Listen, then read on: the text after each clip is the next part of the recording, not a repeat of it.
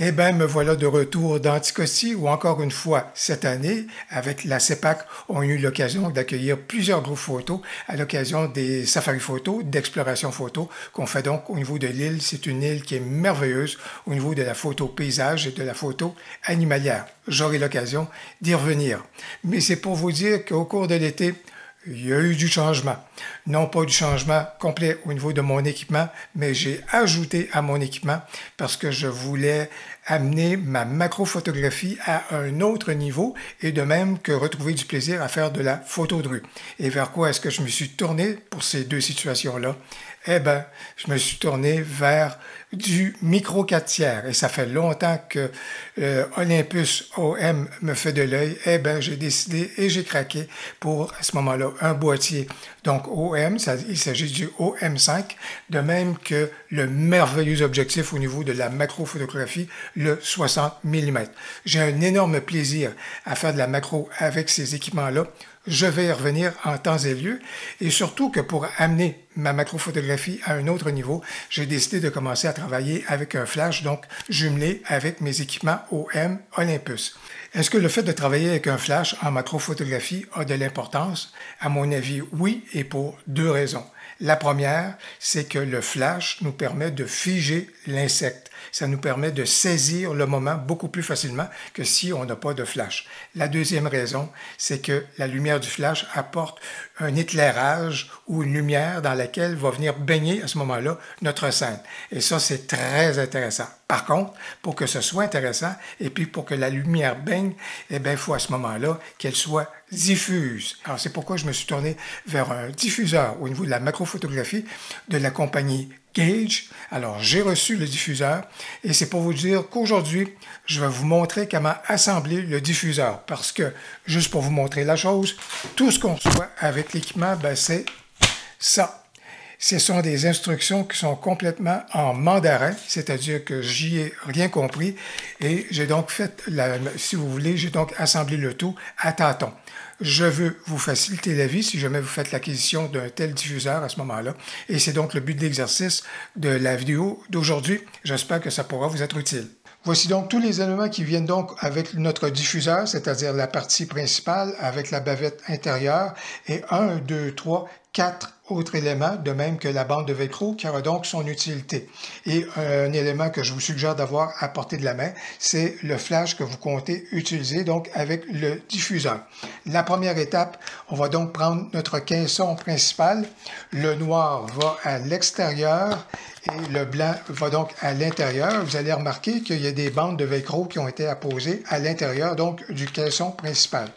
Et ce que je vous suggère, c'est de prendre à ce moment-là votre flash et de venir mettre celui-ci aux endroits qui sont indiqués à ce moment-là pour éventuellement tenir, donc, ou si vous voulez accueillir le diffuseur. C'est donc ce que je viens faire. Voici donc la façon que sera orienté mon flash. Et là, à ce moment-là, ça me permet donc de venir apposer les bandes de velcro sur mon flash. Alors, en apposant donc les bandes de velcro, celles-ci vont tenir et voilà donc la façon éventuellement que l'ensemble de mon caisson, si vous voulez, et mon diffuseur vont donc tenir après mon flash avec ces bandes de velcro-là, comme vous pouvez donc le constater. Pour le moment, je n'ai pas besoin, une fois que vous avez apposé les bandes de velcro, on n'a pas besoin de conserver le flash donc après notre caisson principale. On peut donc procéder à la suite de notre installation donc du diffuseur. Deuxième élément qu'on va donc vouloir apposer, et là je vais retirer ces éléments-ci qui ne sont pas nécessaires pour le moment. Alors, deuxième élément que je veux donc apposer, c'est la bavette principale qui va donc aller à l'intérieur et qui va nous aider à diffuser la lumière. Comment est-ce qu'on va fixer celle-ci? Alors, j'ai juste besoin de tourner mon caisson principal. Et là, vous allez prendre la bavette principale qui est juste là. Vous remarquez la demi-lune. C'est l'endroit où qui va accueillir éventuellement notre objectif. Et là, la bavette va venir s'installer après notre caisson principal grâce aux deux extrémités qui sont là, dans lesquelles il y a déjà un pli qui est fait. Alors, je vais donc profiter des deux boutons pression qui sont les plus élevés à ce moment-là, au niveau donc de mon caisson principal. Et là, je vais venir apposer la bavette avec les plis qui sont là à l'extrémité et vous voyez que le tout se replie facilement Et voilà donc la façon que j'ai déjà ma bavette installée à l'intérieur, au niveau de tout cela. Une fois que j'ai fait cette opération-ci, de faire tenir ma bavette par le haut, j'ai juste besoin de venir dans les extrémités pour profiter des boutons de pression, pour à ce moment-là fermer et sceller davantage à ce moment-là ma bavette à l'intérieur donc du caisson principal. Alors voilà donc la façon que mon diffuseur va opérer jusqu'à maintenant. Si vous regardez le tout, le flash va envoyer la lumière comme ça et ça va donc être diffusé et envoyer de la lumière vers mon sujet. Alors ça, c'est donc une première façon d'y parvenir. Je vous dirais qu'il y a un élément que vous pouvez également jumeler à tout cela, et ça, c'est selon votre goût. Si vous regardez l'intérieur qui est juste là, si jamais vous voulez travailler avec des intensités assez élevées au niveau de votre flash, vous avez la possibilité d'ajouter un autre diffuseur par-dessus celui qui est déjà installé juste là avec la bavette principale. Et ce diffuseur-là viendrait donc juste ici à l'intérieur. Si vous voulez l'installer, pas de souci, à ce moment-là, il y a un bouton pression qui est disponible à l'intérieur. Vous voyez de la façon que le tout est courbé. Alors, je peux amener donc celui-ci à l'intérieur, comme vous pouvez donc le constater. Et ça veut donc dire que la lumière s'en va donc vers l'intérieur de notre diffuseur, va être interceptée par un premier diffuseur, va être également interceptée par un deuxième diffuseur. Et à ce moment-là, ça va donc atténuer le tout pour que ça va créer donc une belle lumière, donc à ce moment-là, dans notre scène photo. Ça ici, ça peut être intéressant d'apporter ou d'ajouter cet élément-ci si jamais vous voulez travailler à des intensités assez élevées au niveau de votre flash. J'ai à l'esprit peut-être des gens qui vont travailler à 1/8 de puissance ou encore 1/4 de puissance, voire même peut-être 1/16 de puissance. Peut-être qu'à ce moment-là, vous voudrez avoir cet ajout-ci à ce moment-là au niveau donc de votre diffuseur. Deux autres éléments qui peuvent être intéressants donc pour compléter notre diffuseur. Ici, j'ai donc une visière qu'on est capable d'apporter et d'ajouter à notre diffuseur. Cette visière-ci, à ce moment-là, quand je regarde juste ici dans le haut de notre caisson principal, j'ai des boutons pression qui sont disponibles. Et une fois que j'ai installé ma visière, ben voilà donc comment je suis capable de profiter de celle-ci. Si jamais j'ai une lumière à ce moment-là que je veux qu'elle atteigne une portion donc de ma scène, ça permet donc d'ajouter, si vous voulez, à ce moment-là, un reflet de lumière donc à l'intérieur de ma scène, donc soit en bloquant complètement la lumière ou encore en la laissant ou en guidant donc celle-ci. Ça peut donc être intéressant si jamais à ce moment-là, on a l'espace nécessaire au niveau donc de notre sujet pour ajouter un élément donc au niveau de notre diffuseur.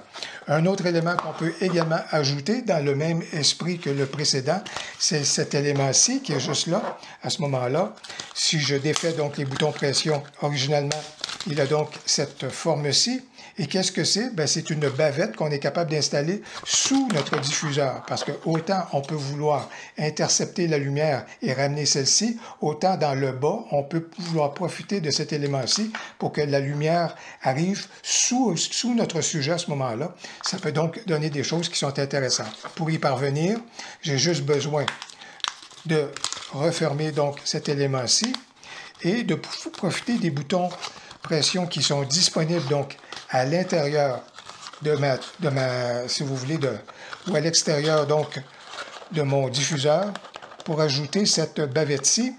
Et donc, en profitant des boutons pression qui sont donc à l'extérieur de mon caisson principal, je suis donc capable d'ajouter cette bavette-ci qui va donc s'assurer que la lumière va également rebondir donc sous notre sujet. Mais si on ne se sert pas de cet élément-ci, on peut donc profiter des boutons pression qui sont libres pour à ce moment-là profiter de cet élément-ci pour refermer l'arrière de notre diffuseur. Alors, deux éléments que j'ai fait pour finaliser le tout. Donc, à l'arrière, comme je vous l'indiquais, j'ai apposé l'arrière donc du diffuseur pour assurer que la lumière va donc être projetée vers l'arrière en profitant donc des boutons pression qui sont juste là. Et un autre élément que j'ai fait, j'ai ajouté la bande de velcro juste ici qui est disponible. Même si les attaches de velcro sont ici pour attacher le diffuseur au flash, bien, à titre de redondance, j'ai donc profité de la bande de velcro juste ici pour ceinturer, si vous voulez, le diffuseur au flash. Alors voilà donc ce que ça a l'air. Voici donc la façon que l'objectif s'avance donc au niveau donc du diffuseur et à ce moment-là, la lumière va donc être projetée et venir à ce moment-là baigner la scène photo que je souhaite donc photographier. Eh bien, j'espère que vous avez apprécié cette vidéo sur la façon à ce moment-là d'assembler votre diffuseur pour la macrophotographie, votre diffuseur Gage. Si vous avez apprécié la vidéo, n'hésitez donc pas à cliquer sur j'aime et dans les commentaires, faites-moi part si vous utilisez oui ou non à ce moment-là un flash au niveau de la macrophotographie. J'ai bien hâte de vous lire. Au plaisir, à la prochaine.